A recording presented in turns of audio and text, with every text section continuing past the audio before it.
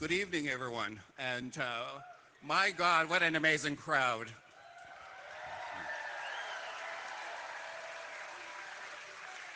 From the northern part of the province, I just want to say thank you.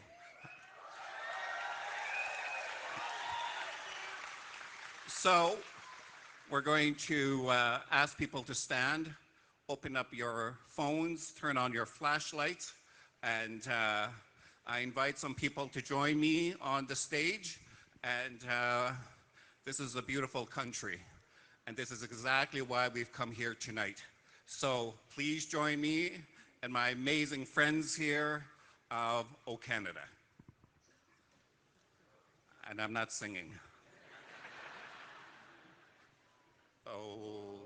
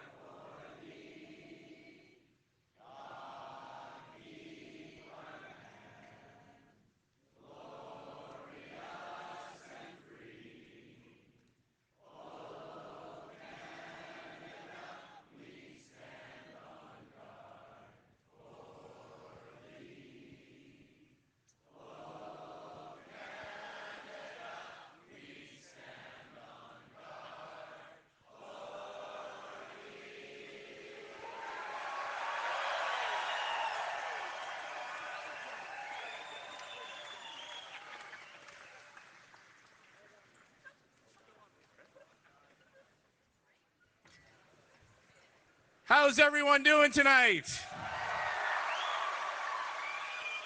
Wow, what an amazing crowd. I'm sure we're from all over the province, aren't we? The north, south, east, west. And everyone here who's from Regina is going to stop off at Fuddruckers on the way back. All right, okay. It is such a thrill to be here tonight as we welcome Pierre Poilievre to the great province of Saskatchewan.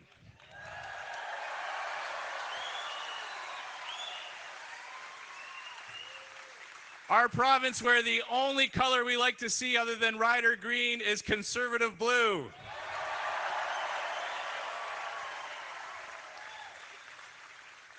You know, I've had the pleasure of knowing Pierre for over 20 years.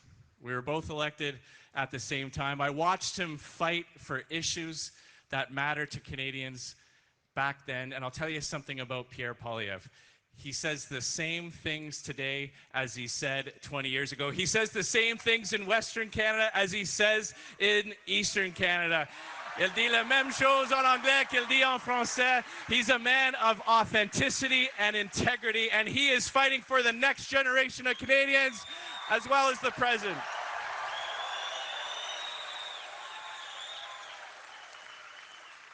You know, it used to be in Western Canada when Liberals were empowered, we felt ignored. You know, we'd probably take ignored after the last 10 years of terrible Liberal policies that have punished our way of life, attacked our traditional industries, and taken our province for granted. So I have a very important question for you. After this lost Liberal decade, where crime is up, costs are up, our economy is down and vulnerable to threats from the U.S. Does anybody here think the Liberals deserve a fourth term in power?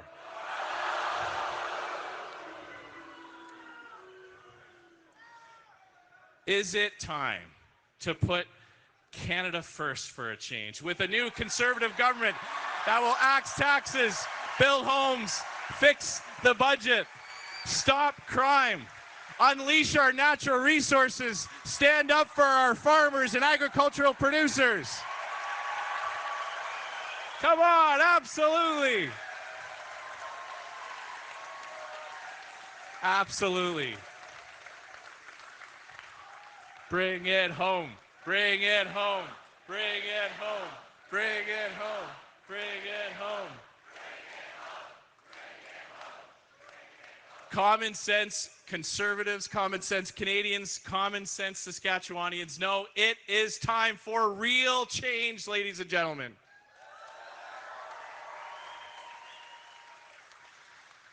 Now, to tell you more about our leader, Pierre Poilievre, the only man who can bring that change to Canada, I have the pleasure of introducing you to Anaida Poilievre.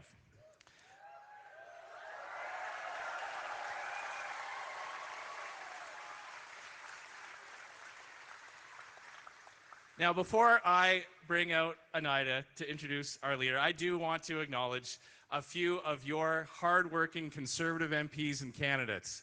All right, let's stand up and have a quick wave. We've got Rosemary Falk, Kevin Waugh from right here in Saskatoon, Kathy Wagenthal from Yorkton, Steve Bonk, the next MP for Souris Moose Mountain, Jeremy Patzer all the way from Cypress Hills, Corey Tucker, Kelly Block, Randy Hoback from Prince Albert, and Brad Redekop.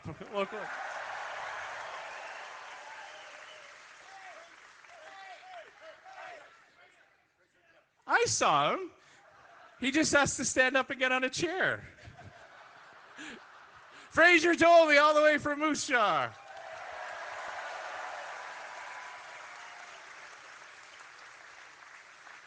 And our wonderful candidate from way up north, Jim LeMay, everyone.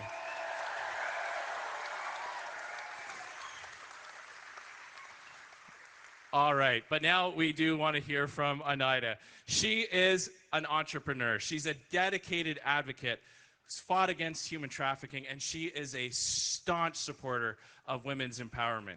She was born in Venezuela and raised in Montreal. Anaida moved to Ottawa in 2006, where she met her future husband, Pierre, in 2012, and they married in 2017. She's an active member of the Conservative movement. She is the driving force behind the Conservative merch store, which I see is doing very well based on all the shirts and caps in the room tonight. And in 2024, she launched Their Stories Matter, an online platform dedicated to giving a voice to survivors of human trafficking.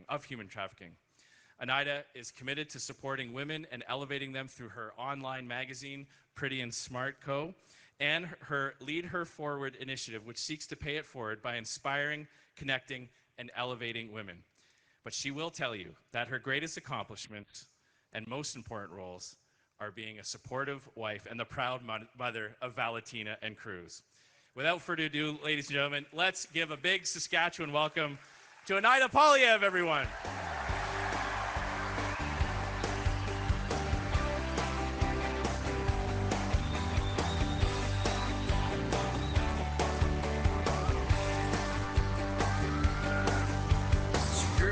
Watching hockey with her daddy on Saturday nights.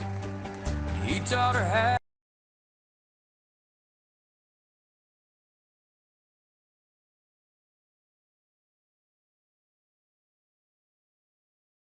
in it too. She likes snowstorms and Gordon Lightfoot. Hello, Saskatchewan. What a pleasure to be here.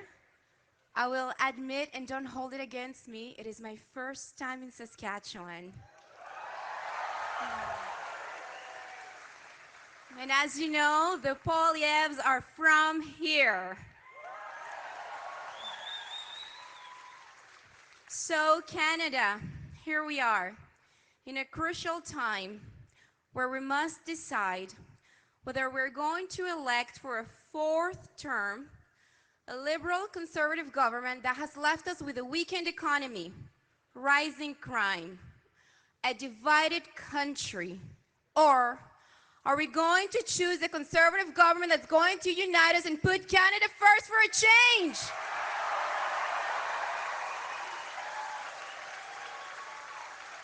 So who has voted already? Make sure you go out and vote. This journey began 3 years ago for my husband and our family when he decided to run as the leader of the Conservative Party of Canada. And ever since, he's been traveling from coast to coast to coast so that he can step away from the Ottawa bubble in the elite and listen from Canadians directly. Because what we need is a government of the people, by the people.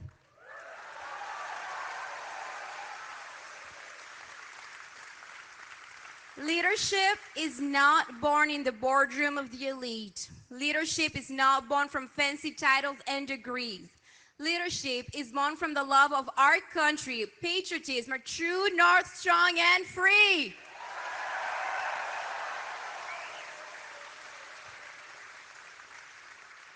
And yes, my husband has been doing this for most of his life. All of his adult life he's been dedicating to be right here at home, fighting for our youth, our families, our seniors, to unite our country, to fight for all of us. So when Mr. Carney says that my husband doesn't know how the world works, I'll tell you, my husband knows how Canada works and how to make it work for all of us.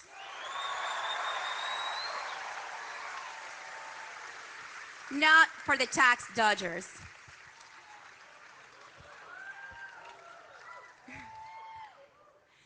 So I do love all of my husband's policies, and I truly believe that they're going to make our country stronger and better for all Canadians. But in order to understand the why we're doing this, you need to know the family behind it all. My husband, he was born from a teenage mother in Calgary, and he was given out for adoption to 2 school teachers from right here in Saskatchewan.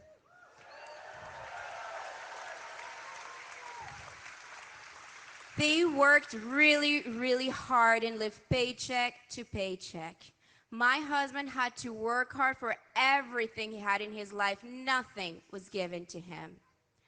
I was born in Caracas, Venezuela, and my family immigrated here when I was 8 years old in 1995. We landed in Montreal, and we lived in the east end of Montreal. It was 6 of us in a very, very small basement apartment. My father, who used to be a bank manager, had to trade his business suits to come here, wear secondhand clothes, and pick up fruits and vegetables, because that's the only job he could do to feed our family. So he worked really hard. Eventually, he got 3 minimum wage jobs so that he can keep feeding our family. By the time that I was 17, I had moved out of home and become 100% financially independent.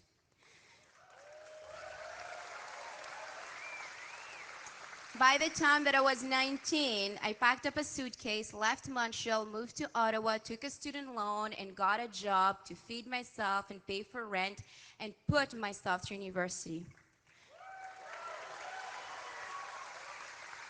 And by the time that I was 25, graduated, having a good job, I worked in the Senate, I had saved enough money, $25,000, to put a down payment on a little 2-bedroom townhouse in the east end of Ottawa, $230,000 back then. That was in 2012, 3 years before the Liberal government took office. Now, that dream is absolutely impossible for our youth and many of us.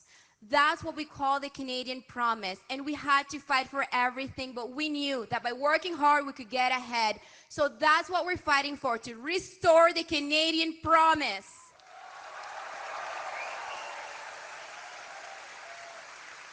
So we know what it's like. We've been there, and we want to give that promise to our youth, our future, and that is why it has been the honor of my life to stand by my husband's side at every single day of this campaign, at every single event, and go and finish strong together, and to share my husband with all of you, the next Prime Minister of Canada, Pierre Poilievre. Yeah, we fight for what's right. We're wild and we're free from the mountains above us. And all you can see is more than just a place.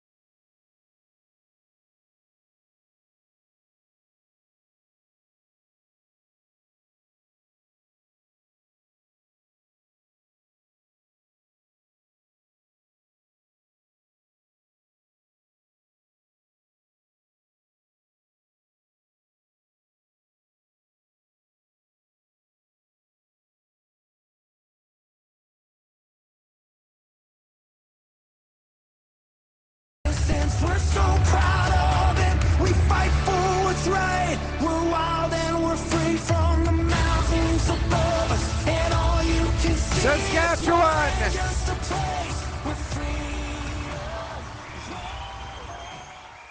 Who is ready to vote for change in Canada? Who's ready to axe some taxes for a change? Who's ready to build some homes you can afford for a change? Who's ready to lock up some criminals so you can be safe for a change? And who's ready after this lost Liberal decade of rising cost and crime to fire this incompetent government and bring change to Canada?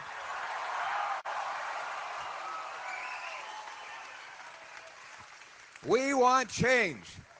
On veut du changement, et ça m'a fait plaisir d'être ici en Saskatchewan. It feels like coming home. Here we are, back in the home province of my mother and father, Don and Marlene Poilievre. They had their start here. They were married in Saskatoon itself. And in fact, my godmother, Bernie, is here. There she is. We used to go and visit her farm. You remember when we used to come visit your farm? You remember. What do you remember about that? We were running around. So when I was a farmer, I was out standing in my field. Is that what you're saying? I used to jump on the trampoline. I used to steal the dirt bike. I used to fire the rifle. I used to cause all kinds of mayhem. It was like going to Disneyland when we came to Saskatchewan. As a city boy from Calgary, there were all these toys, these big combines. I get to go ride in the combine out in the middle of the field. An incredible memory. And we used to come. Who's this guy?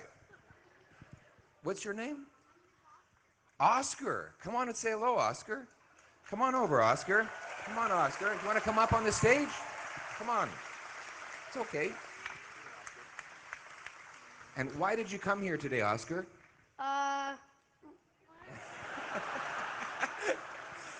He's a good kid. Everybody give it a round of applause for Oscar. Way to go, Oscar. We love you. He's a great kid. And he's wearing the right color as well, eh? Smart kid. See you. Good to see you, Oscar. Better days are coming. We're doing this for our kids, for Oscar, for all the kids that are in the crowd today. But before I get into this, there's an emergency. Do we have a firefighter in the house? Do you see? You have a firefighter? Okay. Mark Carney's pants are on fire again today. Can you help?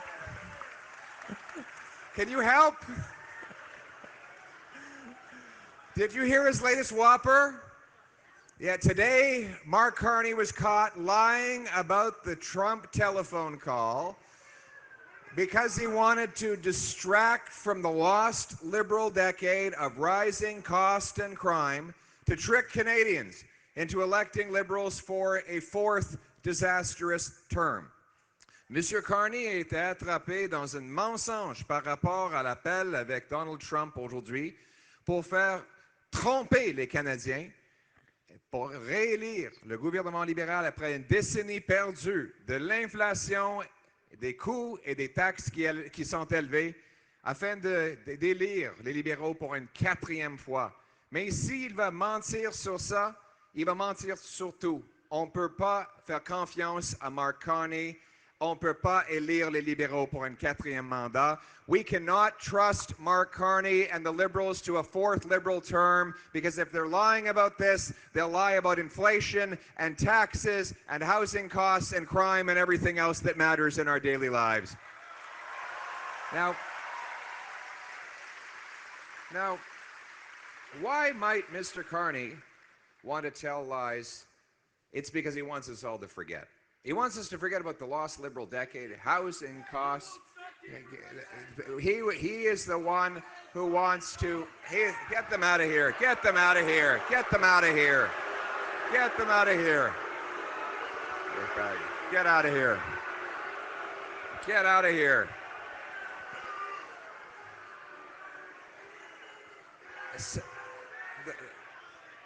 Another Liberal stunt Another Liberal stunt, just like Mark Carney's Liberal stunt from earlier today.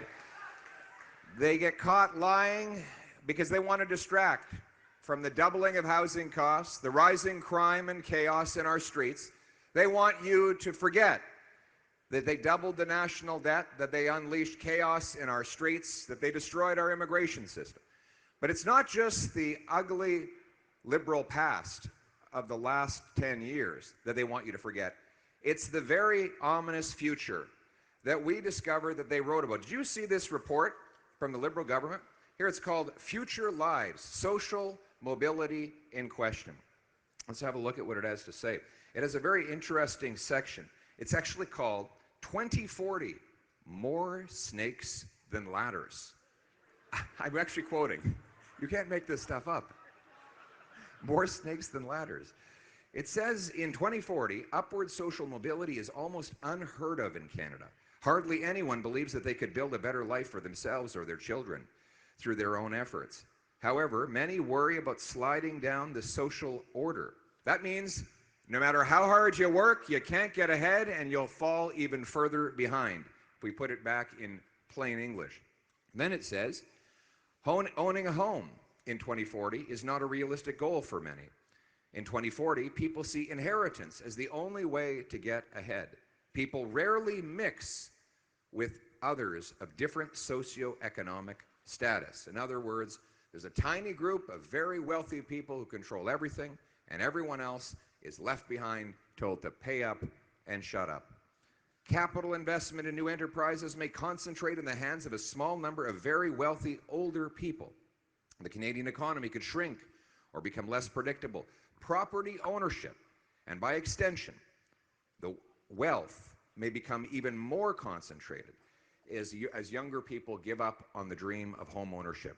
People may struggle to pay their bills, rent, and groceries. And then finally, it makes the prediction that in 2040, life could become so impossible and unaffordable for the people doing the work that folks will have to forage on public lands and waterways without reference to regulations. That is the future that Liberals write about in their own government reports. Now you can imagine why Mark Carney would want to change the channel and make you forget about that for another 4 days so that he can get 4 more years of doing the damage that Liberals have already done. Well, I've got news for Mark Carney. Canadians are ready for change. We're ready for a hopeful future.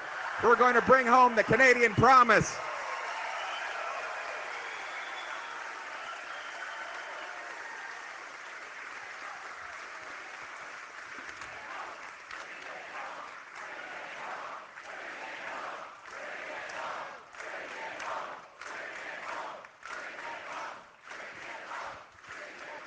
Bring it home. You know, the Canadian promise is something I learned about here on the prairies. When I was a kid, as Anna told you, I was adopted by 2 school teachers.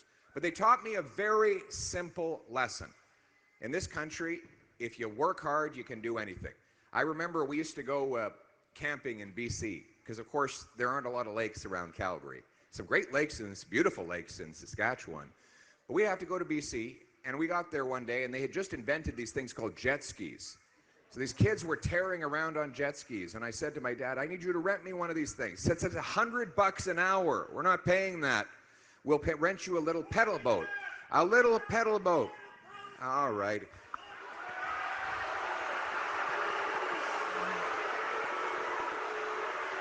We want change. We want change. We want change. We want change. We want change. We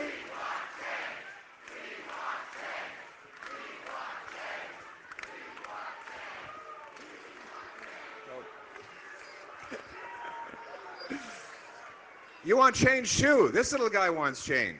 Fantastic. What's his name? What's your name? Desmond? Jasper. Jasper wants change. Everybody give it up for Jasper over here. So anyway, for $10, my dad was able to rent me this little pedal boat, and I was able to go out in the middle of the lake in Penticton. And the rich kids came back with their Sea-Doos, and they started spraying me and laughing at me. So I pedaled back to the shore, and I told my dad of this terrible tragedy. He said, well, I'll make you a deal.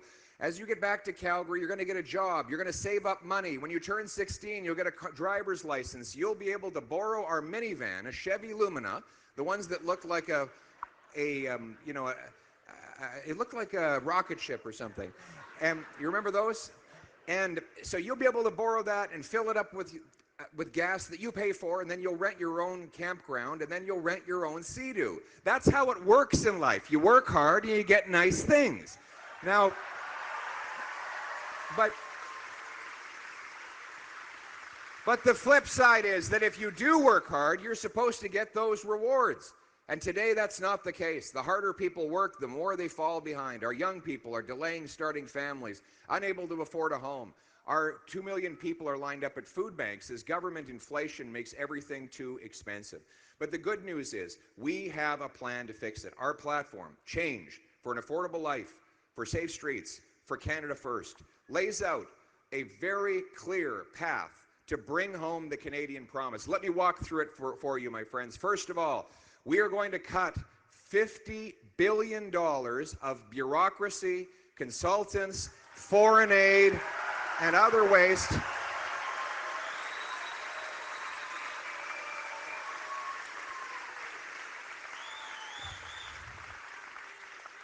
To bring down the deficit, the inflation, and the tax burden. In fact, we will cut the deficit by 70%.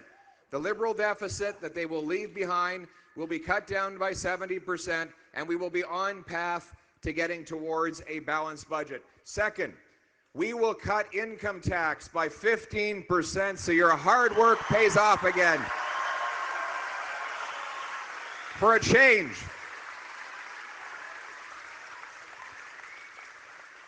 Next, we will axe the federal sales tax on new homes to save you up to $65,000 on a place to live.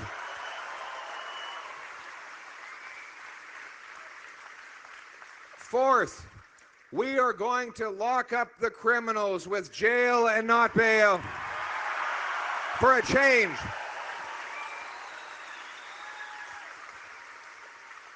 On va couper la bureaucratie, les consultants, l'aide à l'étranger pour couper le déficit de 70%.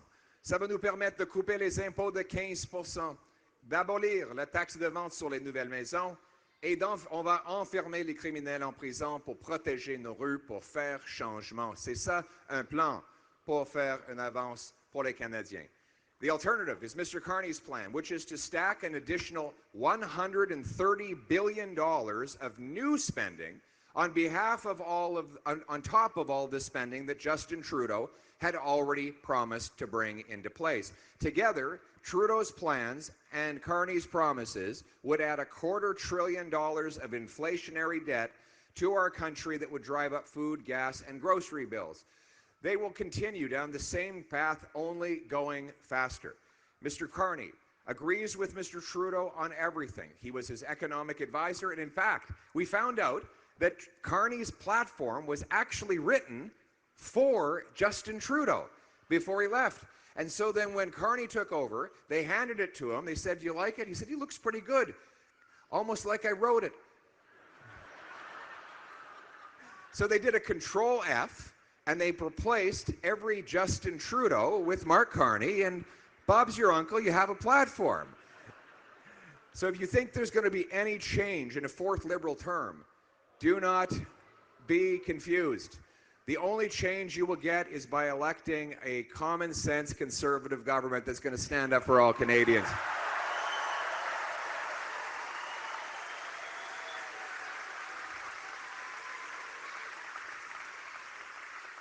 And we have such an incredible conservative team here in Saskatchewan. Aren't you blessed?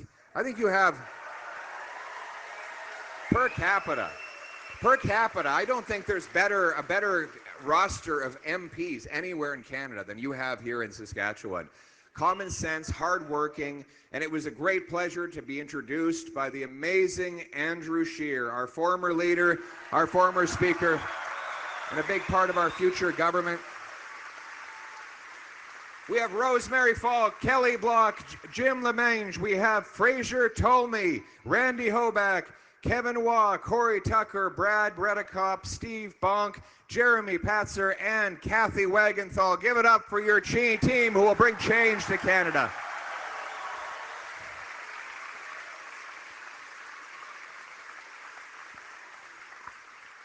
Together, they've been working with me on this plan to bring change to our country. And it involves, I should say, first and foremost, we are going to ensure that the days of liberal arrogance that tell Western Canadians to pay up and shut up, those days are over. The West is going to have a strong voice in a new Conservative government.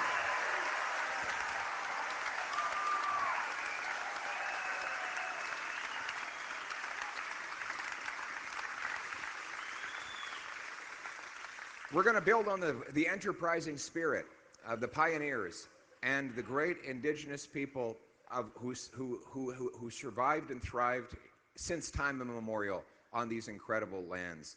The farmers who broke in the land, they did it through enterprise and hard work, through entrepreneurship. They sought freedom, not freebies.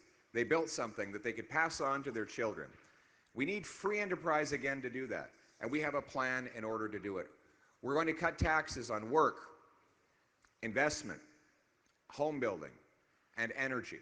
As I said, we will lower income tax, but we'll also lower tax on the investment it takes to generate that income in the first place.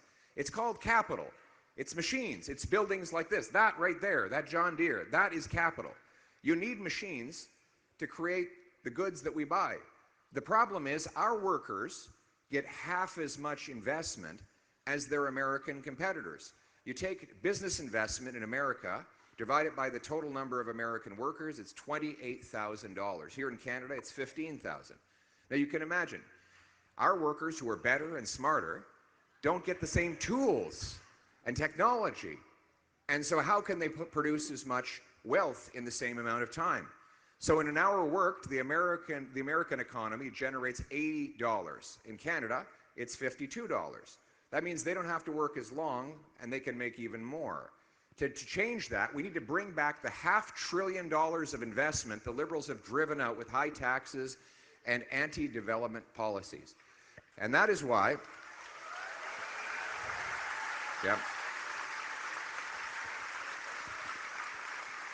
we have announced that we will bring in the Canada First reinvestment tax cut. When you reinvest the proceeds of your capital gains in Canada, you will pay no capital gains tax at all. And then there's the carbon tax. Now, as you'll recall, up until about 6 weeks ago, Liberals said that if we didn't have an ever-growing carbon tax, the entire planet would be lit ablaze. Their former environment minister and strong Mark Carney supporter literally said opponents of the carbon tax are arsonists. Mark Carney said that he believed his only problem with the tax was that it was too low. But what they did is something very sneaky. 28 days before the election, they hid the tax from the gas pumps. Now, make no mistake, the carbon tax is still the law of the land. It's just that they made an executive decision to stop collecting it for 1 month until Canadians vote, in the hope that people will re-elect them, after which they will simply put the tax back on if, God forbid, they win, when they no longer need your vote, but still need your money. They also said that they want a carbon tax to go ahead on our industry, on Evraz Steel. Any steel workers in the house today? Yeah, we've got steel workers. They want to apply the tax on fertilizer. Any farmers in the house today? Right on. They want to tax your fertilizer. You tax fertilizer, you tax food. They want to tax our aluminum, our cement, our concrete. That's another thing that Carney and Trump have in common. Both want to tax Canadian industry, one with tariffs, the other with carbon taxes. I want neither.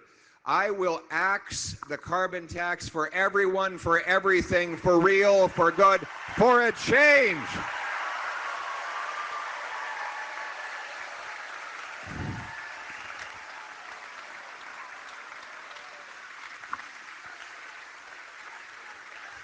Axe the tax.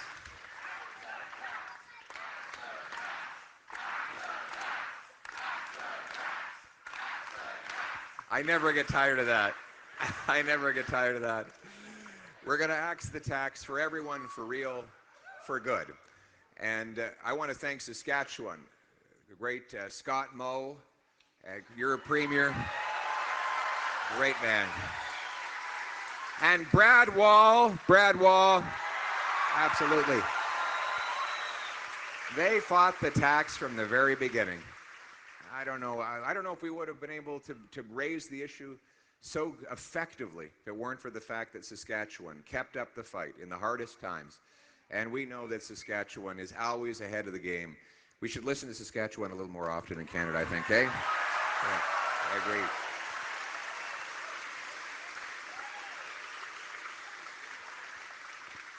And then we're going to unleash the mighty power of our Canadian resource sector, including oil and gas.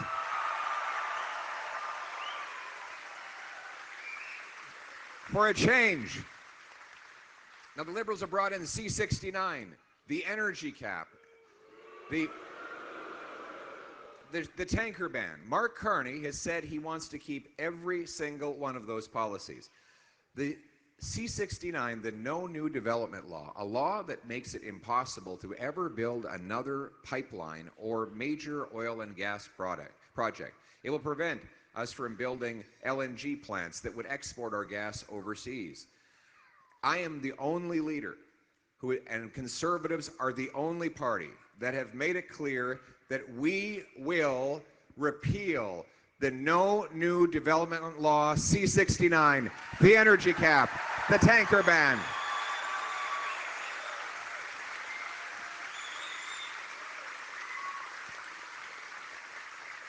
We're going to bring in these, they're called pre-approved building zones, Canada First shovel-ready zones, areas that already have permitting before anyone even applies.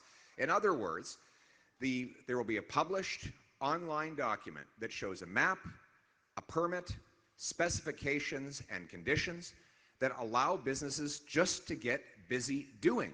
In other words, instead of spending 15 years going through a regulatory process, hiring lawyers, accountants, consultants, lobbyists, to get to a maybe, which is the way that so many projects amounting to well over $100 billion have died in the lost Liberal decade. What we will do is give absolute certainty to businesses that want to dig mines, build pipelines, LNG plants, and other major projects. They will be pre-approved. We will bring the money home, and Saskatchewan will profit richly.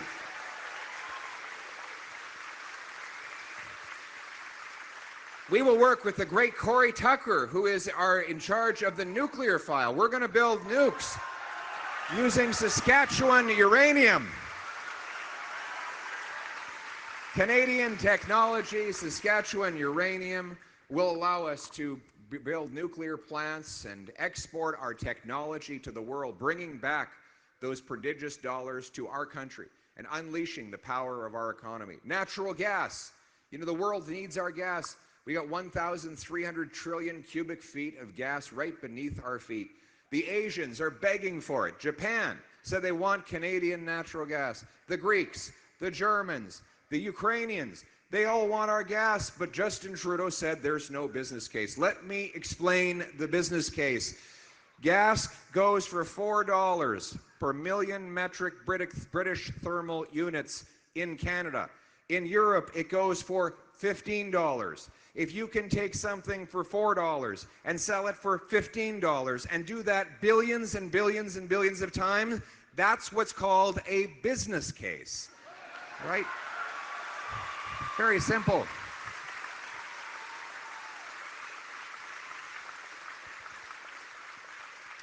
You know what else is a business case? How long do you think it takes to ship a tanker from British Columbia to Asia? Anyone want to guess? 8 days. You guys are pretty good. Who said 11? Smart lady. Give her a round of applause. 11 days. Did you work on a ship? Oh. Wow, what a wonderful woman. What a beautiful, incredibly brilliant woman. It's incredible. Thank you. Amazing. We got to bring her on the road. Thank you. Thank you very much. 11 days, she's right. Do you know how long it takes to get from the U.S. Gulf Coast to Asia in a tanker? 20 days. Another guy. Are you the captain of the ship? He watches my videos. Jeez. Like I said, the smartest people in the world are right here in the prairies. So how is it the Americans can ship gas from the U.S. Gulf Coast in 20 days and we can't do it in 11? Well, it's because the government won't let us build any. And then get this. It's cheaper, 25% cheaper to liquefy natural gas in Canada than it is in the States. Do you know why? Because it's bloody cold. That's how you liquefy gas. It gets so cold. Do you know, Randy Hoback told me this. You'll never believe this. It got so cold in Ottawa last winter, Justin Trudeau was seen with his hands in his own pockets.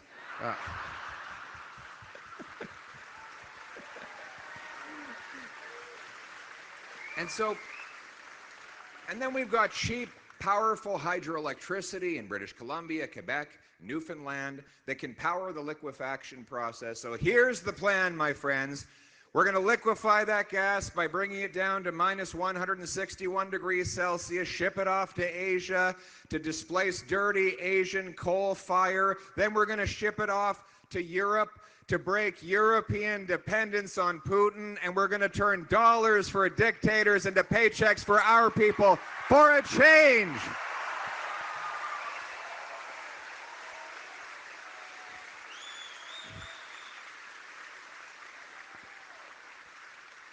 And we're going to build homes for a change, homes that people can actually afford. Right now, Canada has the most expensive housing in the G7. The cost has actually doubled after the lost Liberal decade, where they have allowed immigration and money printing to run out of control, which boosts demand, while they fund bureaucracies that block construction, in other words, reducing supply.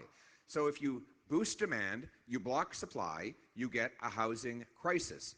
This is not rocket science, my friends. This is very straightforward, and we saw it coming years ago. Now, Mark Carney wants to use exactly the same Trudeau policies that got us into the housing crisis.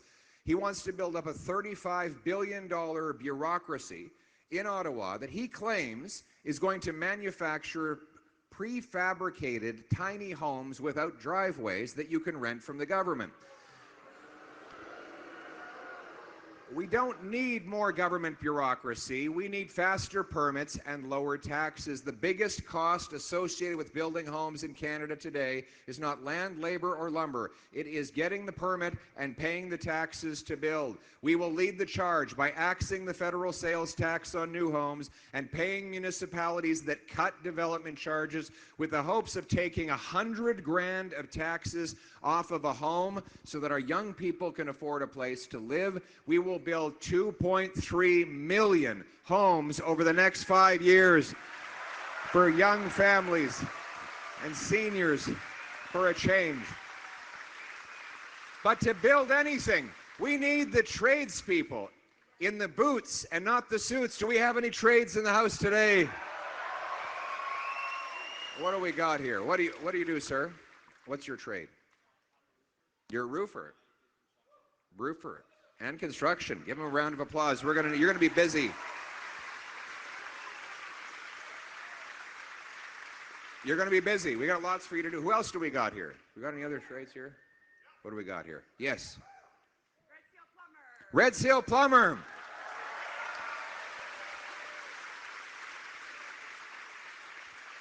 That's a very handy phone number to have, just in case. You might want to take her business card. What else? What else we got here? Yes, sir. Aircraft maintenance apprentice. Wow, it's very advanced.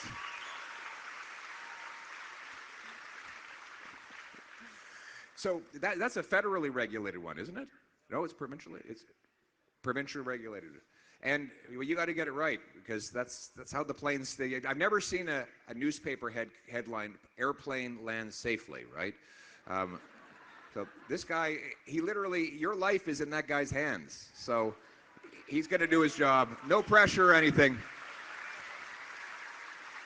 Anyway, here's the problem. We don't have enough people in the licensed trades. We need to get more of our resources in the licensed trades across this country. And that's why Conservatives have announced that we will back funding for union halls and other training centers to help 350,000 young people do apprentices and other training programs in the trades.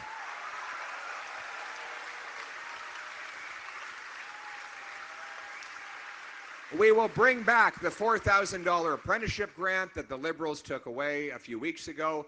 We will also bring tax fairness. CEOs can write off the cost of their private jets.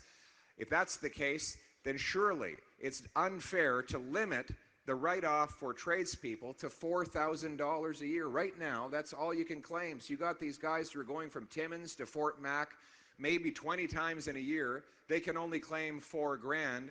While the CEO has an unlimited amount, we will pass the Tax Fairness for Traveling Trades Workers Act so that you can write off the full cost of food, transportation, and accommodation to go from one place to another. And then I'm going to give a beautiful present to every high school principal. I know that education is provincial. Mr. Bonk was provincial. I know that he was about to pull out his copy of the B&A Act and tell me that I had it all wrong. But there's nothing in the Constitution that says the Prime Minister can't send a present to a high school principal. And it's going to be a box about the size of this stage. And inside it will be a module for every single licensed trade so that the schools can start our kids on pre-apprenticeships as early as 14. Give them a jump start. Get them going on the trades for a change.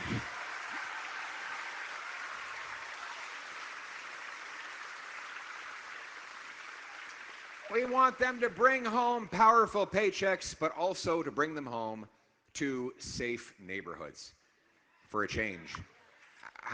Is there any crime around here these days? Yeah. They broke into your van. Did you catch him? Yeah, was it a Chevy Lumina? Did you like the van?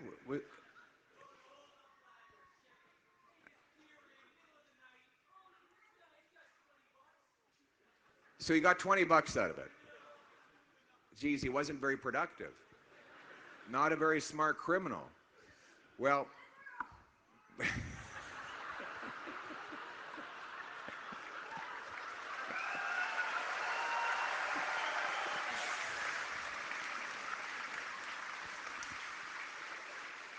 we're going to go after white-collar crime as well.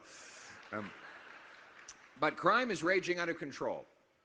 The good news is we actually don't have a lot of criminals in Canada. The bad news is they are very productive, or more precisely, destructive.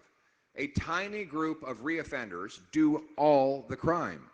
They repeat and repeat and repeat because when they're caught, they're immediately released. Police tell me that many of the criminals do not even bother going through the hassle of avoiding capture.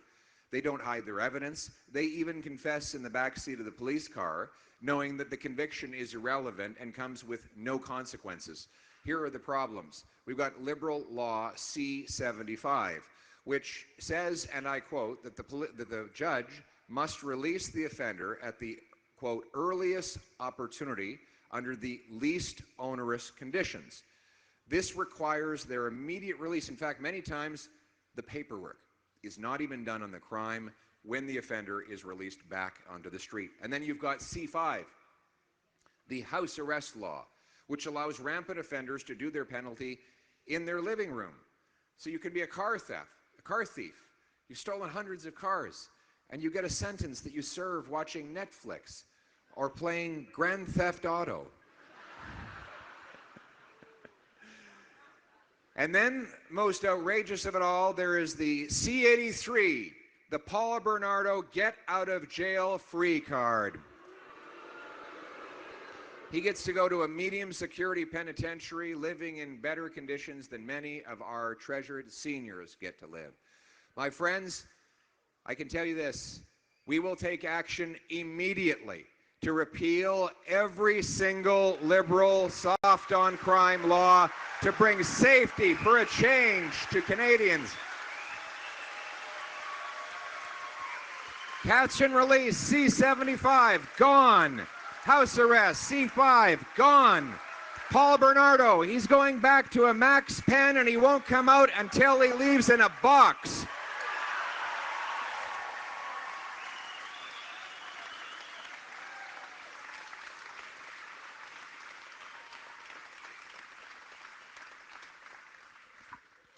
Mark Carney thinks that's not fair. Did you hear about that? Mark Carney says that I'm being too hard on the criminals. He attacked me. He said it was dangerous to keep criminals locked up behind bars. He doesn't have to worry about that. When you're jetting around the world, protected by private security, I guess you don't have to worry about crime that people in their daily lives have to live with. He says it's dangerous to use the constitutional powers that are given to Parliament to keep criminals behind bars. You know what's dangerous, Mr. Carney? Murder is dangerous. And the case that I wanted to use, that I intend to use the notwithstanding clause for, is a case of a man who gunned down 6 innocent worshippers in their place of worship, execution style, unprovoked and totally premeditated. And the Supreme Court said that he should not be forced to serve consecutive sentences. He should be able to serve one 25-year sentence for all 6 murders. This works out to 4 years in prison for every life he took. How is that proportionate? That is unfair. And that is why I have said, and without apology, I will use the notwithstanding clause to lock up multiple murderers and protect Canadians for a change.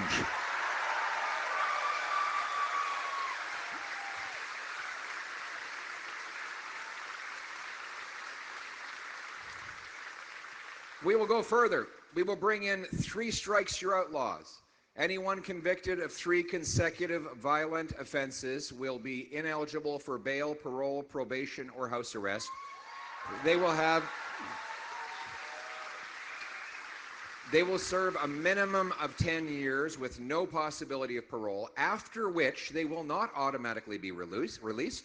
In fact, the default will be for them to stay in prison unless they have perfect behavior, totally clean drug tests, and they learn an employable skill. They have to earn their release rather than getting it automatically.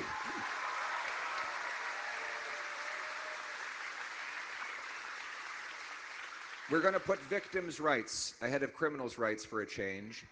We're going to keep our people safe across this country, and we are also going to save many precious lives from the scourge of drugs. We've seen everywhere I go, I encounter families who suffered the incredible tragedy of drug overdoses. Fentanyl, which is 100 times more powerful than heroin, and other opioids have together killed over 50,000 Canadians. More Canadians have died of overdoses during the lost Liberal decade than died fighting for Canada in World War II. We see it every day. The drugs are now more available than ever because the government has reduced penalties for drug traffickers. 99% of shipping containers enter with no inspection whatsoever. Most of our border is completely unguarded, and the government is actually encouraging drug use by giving out tax-funded opioids they claim are safe supply, profiting the same pharmaceutical companies that caused the crisis in the first place. My friends, we know what to do about this madness. We know the change that is required, and we have a plan to do it. Our change platform lays out a very clear action. For every life we have lost, we will provide treatment to another person. A Conservative government will fund treatment spots for 50,000 Canadians who are suffering with addiction today.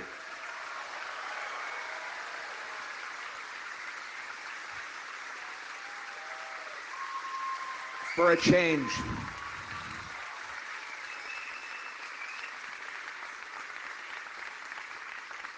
That treatment will be physical exercise, counseling, group therapy, yoga, sweat lodges for First Nations, help finding housing, and getting people into a good, clean life. We will also lock up the fentanyl producers and traffickers. Anyone caught with 40 milligrams will have a life sentence.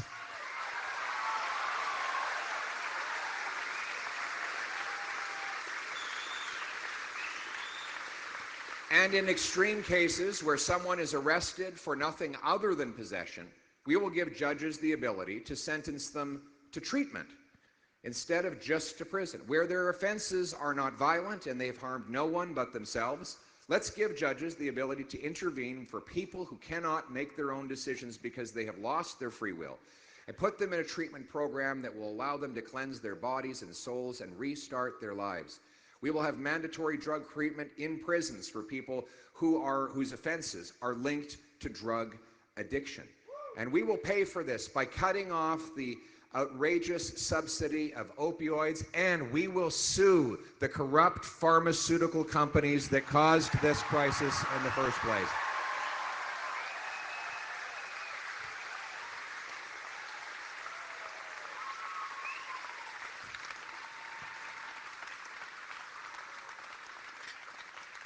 This is a hopeful opportunity. I've seen these stories of people turning their lives around. You know, I was in Moncton, and they have a place called Harvest House. It's a faith-based organization. And I sat down with these young men who were courageously breaking their addiction. And they said, thank you for helping us. I said, oh, I'm not the one helping. Actually, I came here to ask you for help. I have a job for you. I need you to do something. You need to get better. Because after you get better, you're going to go out into the street and you're going to reach down and grab someone off a street corner and you're going to bring them in here, and then they're going to get better, and then they're going to go back out on the street and drag another person in there. And through that cycle of hope, we're going to defeat this crisis for everybody. That's the hopeful future that we have to turn this around. And then we're going to stop the gun crime. Yes, there will be mandatory life sentences for large-scale gun smugglers, a more secure border with 2,000 more CBSA officers, scanners of shipping containers, and watchtowers across the frontier. And we will pay for that by canceling the ridiculous multi-billion-dollar gun grab that goes after licensed, law-abiding, trained, and tested hunters and sport shooters.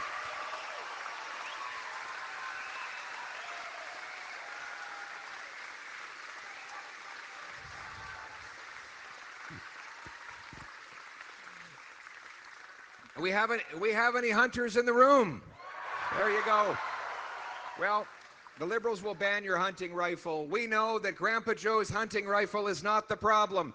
I want to protect Canadians from criminals. Carney wants to protect turkeys from hunters. You decide which makes more sense to you. We're going to respect law-abiding people and protect our country.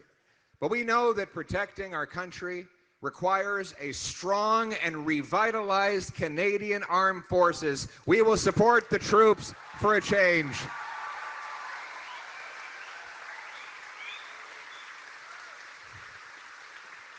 We've got a veteran here. Fix our military. Is this gentleman next to you a veteran? Do you have any veterans in the house? Anybody a veteran? We got a veteran. Give it up for our veterans, everybody. Thank you.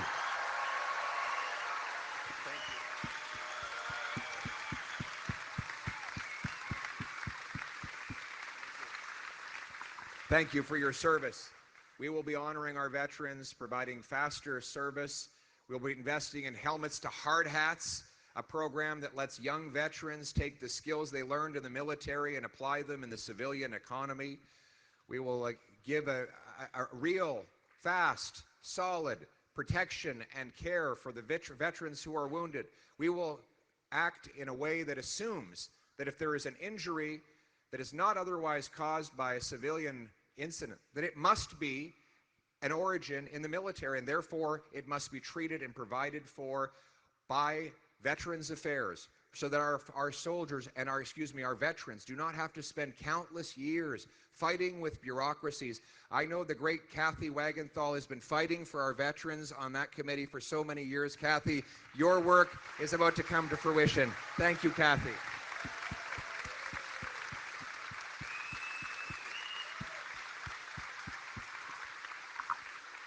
We will rebuild our military and our great armed forces. We will buy, and we will build here in Canada four great Arctic icebreakers that will smash up that ice and open up those waters so that we can defend our waters and keep the Russians and Chinese out of our territory. New Poseidon aircraft.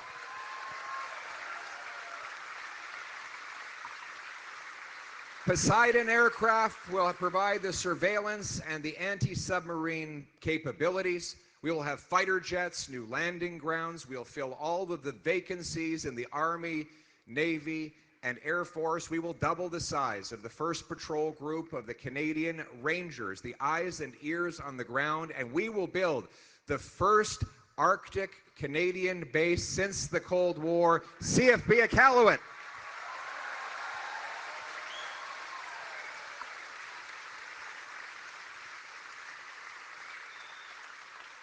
Our military is a symbol of everything that is great about our country. It is the sacrifice. It is the common identity. It is the patriotism, the love of our flag, the things that bring us together.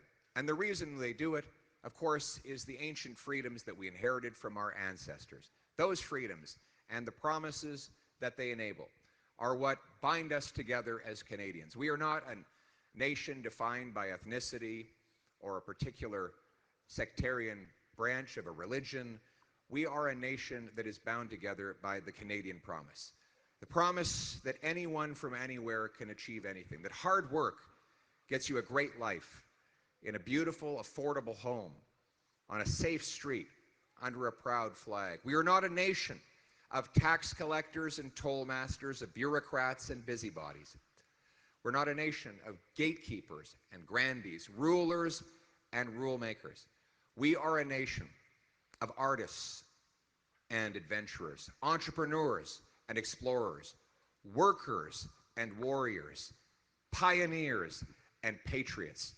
Now we must unite to bring the change we need and restore the foundations of our country so that we as a nation can make that promise whole for the next generation to come. It is said that society is a contract between the dead, the living, and the yet to be here. We unite to pass down that Canadian promise, one generation to the next, so that our children and our grandchildren will say that we left for them the best country on earth. Canada, let's bring it home. Thank you. Yeah, we fight for what's right. We're